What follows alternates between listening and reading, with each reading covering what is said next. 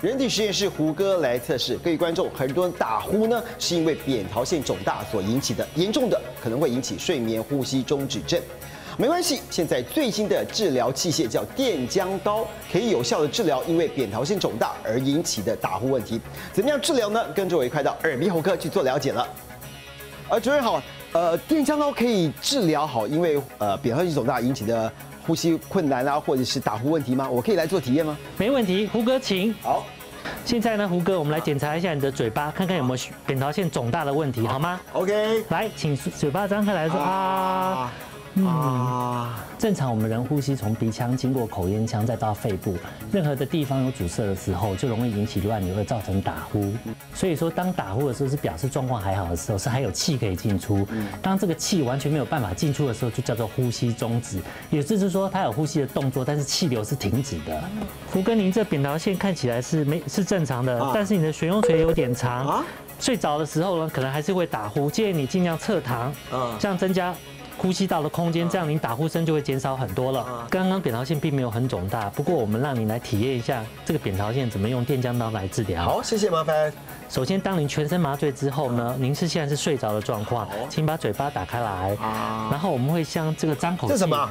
张口气。做什么用处的？把嘴巴打开来，这样我们才看得到扁桃腺。之后呢，用这个所谓的电浆刀进行手术。那电浆刀其实就是像一个手术刀一样，它的前面呢都是绝缘的，它的有功能是在它的边缘。所以当我们把扁桃腺抓住之后，我们执行电浆刀之后，就可以把扁桃腺呢很轻而易举的离开，把它切割下来了。好，各位观众，我们刚刚已经是模拟了这整个电浆刀执行的过程，但是怎么样切除掉肿大的扁桃腺呢？我们特别准备一台猪肉来了解一下传统跟电浆刀怎么样来执行。以前传统手术是用电刀，用高温的能量呢，直接把扁桃腺跟底下的组织予以剥离。那电浆刀主要是利用呢它的能量呢比较精准，然后能量比较低，利用人体血浆这个组织呢，血浆的组织液，利用电浆刀精准的把它的跟组织分离，所以呢它达到一个比较低热伤害的效果。传统电烧呢温度比较高，大概有270度，那用这种电浆刀的话呢，能量相对低，大概只有70度，那组织热伤害自然不同。这个就是病人呢在全身麻醉上进行的手术影片。只要是因为呼吸道狭窄的扁桃腺，我们要处理2边，这样空间增加了才会大。扁桃腺呢是一种退化的器官，正常呢进小孩子的时候，它是当做免疫的一个功能的系统。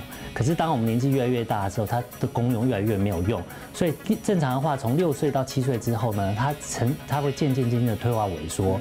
可是如果我们经常有经过感染，它会造成慢性发炎的话，它就慢慢的肿大。好，谢谢主任。好，各位观众，跟传统比较起来，电浆刀伤口小、恢复快，而且疼痛感少，是对这个患者来说是样不错的选择。我们人体实验室体验完成。